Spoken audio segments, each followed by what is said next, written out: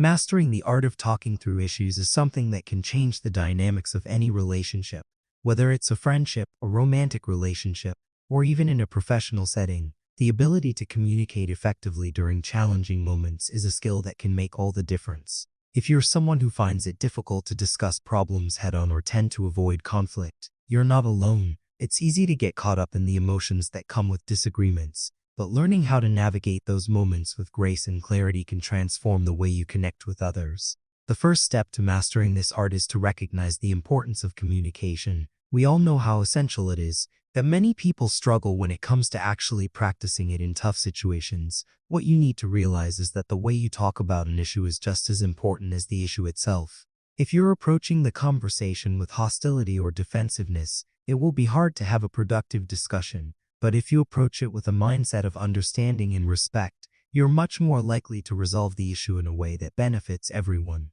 It's not always easy to stay calm in the face of conflict, but it's one of the most important things you can do. When you feel emotions starting to rise, it's crucial to take a step back and collect your thoughts before speaking. Often when we speak in the heat of the moment, we say things we don't mean, and that can escalate the situation. If you're able to breathe, pause, and think before reacting, you create space for a more constructive conversation. This is especially true when you're dealing with someone who may also be feeling upset or frustrated.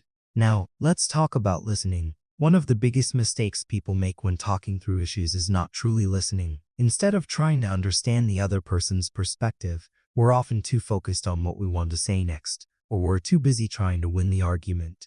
The truth is, if you want to resolve an issue, you must first understand the other person's feelings and point of view. Listening is an active process. It requires you to pay attention, acknowledge the other person's feelings, and show that you're invested in understanding them. When the other person feels heard, they're much more likely to be open to hearing your side as well. When it comes to talking through issues, it's important to avoid making assumptions or jumping to conclusions. You might think you know exactly what the other person is feeling or why they're acting a certain way.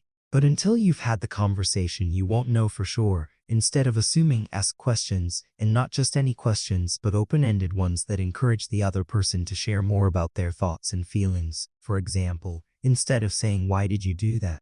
which can feel like an accusation, try asking, "Can you help me understand what led to that decision?" This simple shift in language can make all the difference in how the conversation unfolds. It's also important to take responsibility for your own actions. No matter what the issue is, there's always something we can own. Even if you feel like you didn't cause the problem directly, there's usually some part of the situation that you can take accountability for. By acknowledging your own part in the issue, you show maturity and a willingness to improve. This doesn't mean taking blame for something you didn't do, but it does mean recognizing the role you played in the situation and being willing to grow from it. When discussing a problem, it's helpful to focus on the issue, not the person. This means avoiding personal attacks or name-calling. Even if you're frustrated, it's important to address the behavior or the situation, rather than attacking the person involved. For example, instead of saying, "You always do this and it's so frustrating," try focusing on the specific behavior. "When this happens, it makes me feel frustrated." By framing the conversation this way, you're less likely to put the other person on the defensive, and you create space for a more productive discussion. It's also crucial to express your feelings honestly, but in a way that doesn't feel like an attack. Use I statements instead of you statements. For example, saying, "I feel hurt when this happens," is less likely to provoke a defensive response than saying, "You always hurt me when you do this." This allows you to communicate how you feel without making the other person feel like they're being blamed for everything. It keeps the conversation focused on your feelings and the issue at hand, rather than turning into a blame game. Another important tip when talking through issues is to stay solution-oriented. It's easy to get stuck in the cycle of pointing out problems, but what really matters is finding a resolution. After you've both had the chance to share your perspectives and feelings, focus on finding a solution that works for both of you. Ask yourself, what can we do moving forward to prevent this from happening again? And encourage the other person to do the same.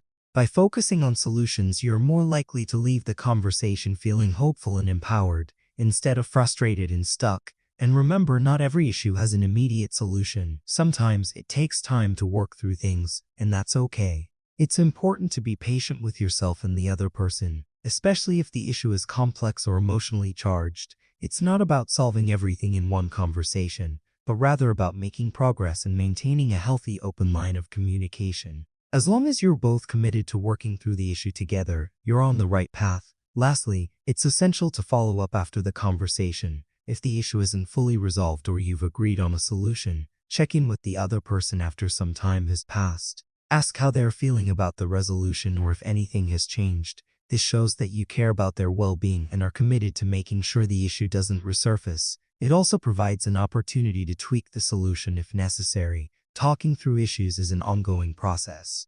It's about developing the skills to communicate effectively, the willingness to be vulnerable, and the patience to work through difficult moments. By mastering this art, you'll not only improve your relationships but also grow as a person. Becoming a better communicator allows you to connect more deeply with others, resolve conflicts in a healthier way, and build stronger, more meaningful connections. So take your time, be patient, and remember that it's all part of the journey toward deeper understanding and stronger relationships. Don't forget to subscribe, like, share because you will learn a ton of information in the next video.